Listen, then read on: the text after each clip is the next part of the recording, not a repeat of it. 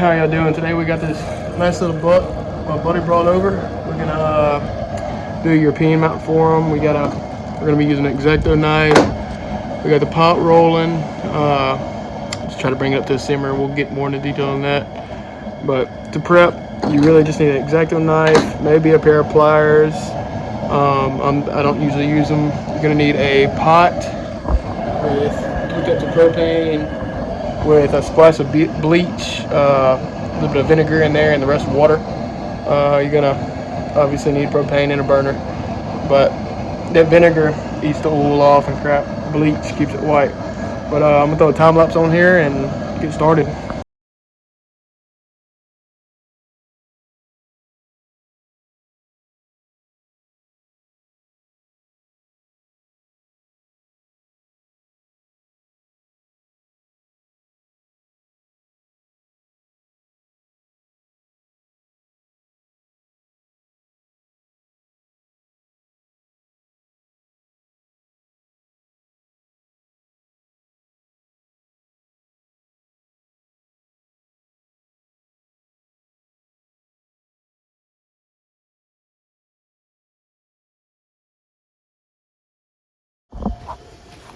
Alright, now that you got the majority of it cleaned up, that last piece I was fooling with, I don't know if you ever film the time lapse, but that last piece of vertebrae going to the skull, it's a pain in the butt, but I promise if you get it off before, before you throw it in the bull, it's so much easier to just fight with it than before you bull it. So next we're gonna get some of this plastic bag and wrap the horns up, just because this has bleach in it. You don't want to bleach them antlers. We'll come back and wash the antlers off with some water, but we'll just take the bag like this. A lot of people use saran wrap, plastic bag, it don't matter. Just making sure you don't get them base of the antlers, the darkest part of the antler. You don't want to bleach them, the roots of it. So just take that much, give or take, and just cover the base of the antlers.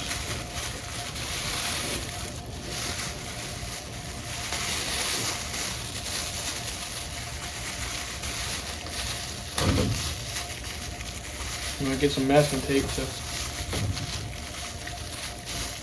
really get it in there good. But after you do all this, this side done.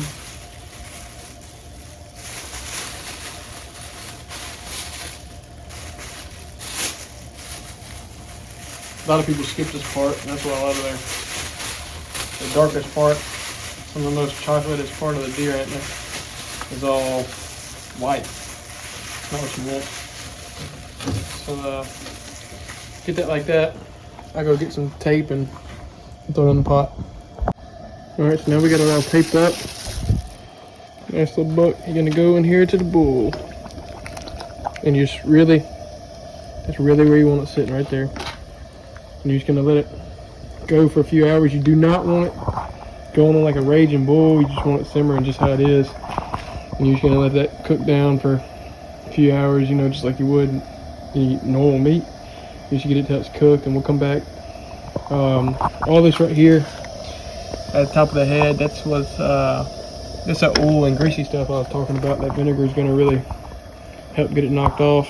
But we'll come back to y'all whenever it's time to get them out and clean it up.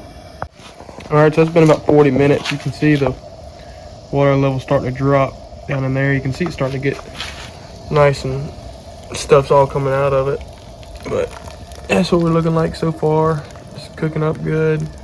I mean, we're gonna leave it in here another hour and a half probably, but just came to check on it. I just leave mine at a little simmer like that, but we're gonna have to add some water into there because we're losing water level. So we'll get some water added in there and we'll come back to y'all.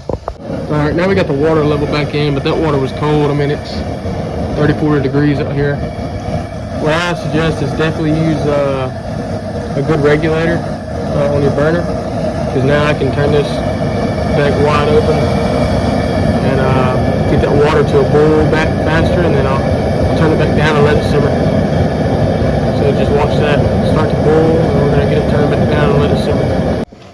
All right, so it's been about an hour and a half. What I like to do about this point is I'll turn this on up a little bit, get it at a nice boil, get everything super duper hot, and pick out what I can pick out right now, and the rest I'll worry about later. But some of the bigger stuff I'll just pick off now once it gets back up nice and hot. I like to use needle nose and a pick. And as it gets back up to a boil, it's all going to be raging hot and coming around the bone. So I'll get it back up to a raging boil real quick. Pick off what I can pick off. Then I'll throw it back down in there and let it keep going for about another hour and a half, hour. Now it's at a raging boil. Turn this regulator back down so it won't burn it. Start right there. I come through and I like this right here. Peeling right off. This stuff's peeling off. Just trying to get what I can get right now. This right here should come off. Yep. Took it right off. Another reason you don't want your pot at a boil, these nose pieces will come right off. A lot of times people have to glue them back on, but if you do it right, which I think it should be good this time, you shouldn't have to worry about it. A lot of people break them off trying to get the cartilage off too, but we shouldn't have that problem. Just trying to peel all this crap off. Golly, that stinks. I will say some of the nasty stuff to do. This right here, this one's, I mean, I do my own, but I also do it for other people, and I only charge usually $75. And you take to a taxidermist and they charge $100, $150. So I just take stuff like that, pick it out, make it easier on me in the long run. Really nice to have a pick to get in there, but I'm gonna pick that bigger crap up like this right here. Just the big stuff.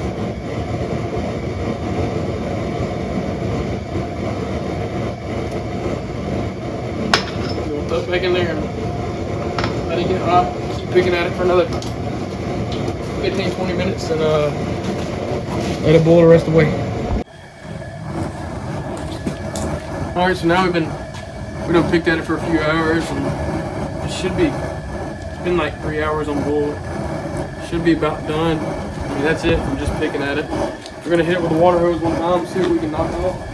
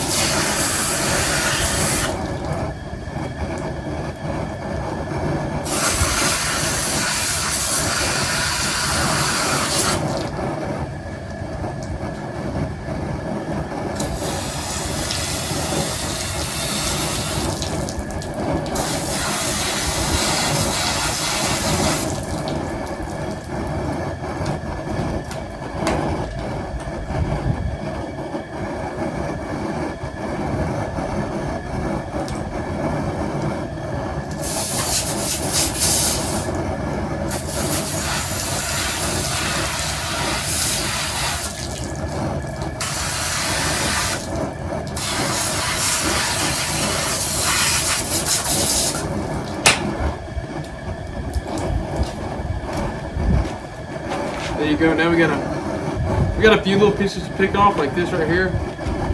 This little crap.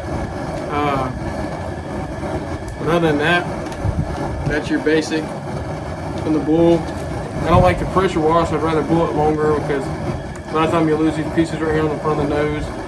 Gotta be real careful. That's why you don't bull it for real hot or nothing. But I'm gonna sit here and I'm gonna pick the rest of this meat out with a little pick. I got use that right there and just pick away at it. I mean, it's gonna come right off. It's just coming right off about like that because it's bulled for so long. And then I'll show you what to do next.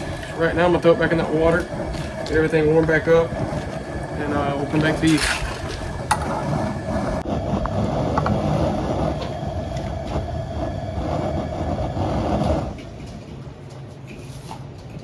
All right.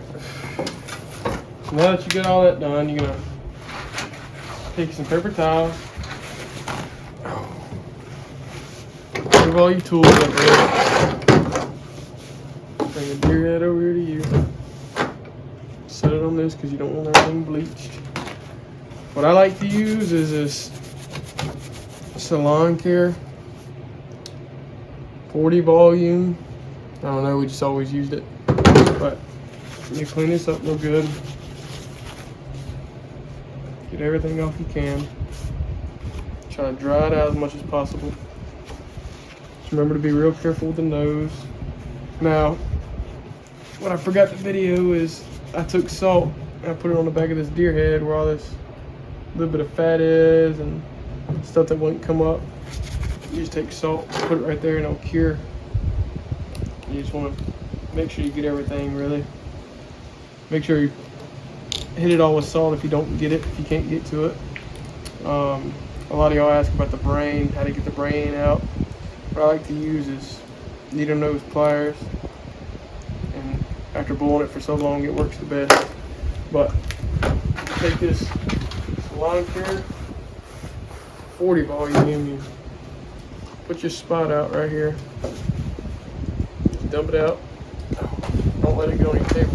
Yeah, this wind's blowing really hard tonight, y'all. Really, really hard. I should just take it, paintbrush, brush it on there. Pretty thin layers. Or you can put pretty thick layers, really. It's got to get washed off anyway. So you want the whole thing covered in it. And just make sure to get every bit you can, especially on this front side that's going to show. You really ain't got to worry about getting the horns. Like I untaped them as you see. You really ain't got to worry about the horns. You don't want to get the teeth white, obviously. You want it to look as real as possible. But you really got to be careful with that nose. Make sure you don't bust that nose open. But after you paint it up like that, let it sit for an hour or so and come back. What I like to do is I like to do 2 coats. So I'll let this dry out here for a second, and then I'll finish it up real quick. Let it dry out for about 5-10 minutes and hit it with another coat, and then there'll be a picture for the, or it might be a video, I don't know, for the final product. But with this one, I'm gonna surprise the boy. I had a cedar tree fall down. I'm gonna go cut a plank and put this on it more than likely. If I got time, I fly back out to work Tuesday, so I'm gonna try to get it done. He dropped it off to me this morning, and this is where we're at with it right now. So I think he should be happy with the time, the price, definitely, the time, and hopefully all y'all seen this video are trying to do y'all's own or get into it, because it's a lot cheaper. It is a lot cheaper. And this right here cost me $30, and I think I charged him $50. You go to a taxidermist, it'll cost you over $100, and they take 2 weeks to do it. So we got all this real good painted up, so we'll let that sit for about 10 minutes, hit it with another layer, and then we'll show y'all the final product. But this is it right now. Nice little buck. Painting all this, and we'll show y'all the final product.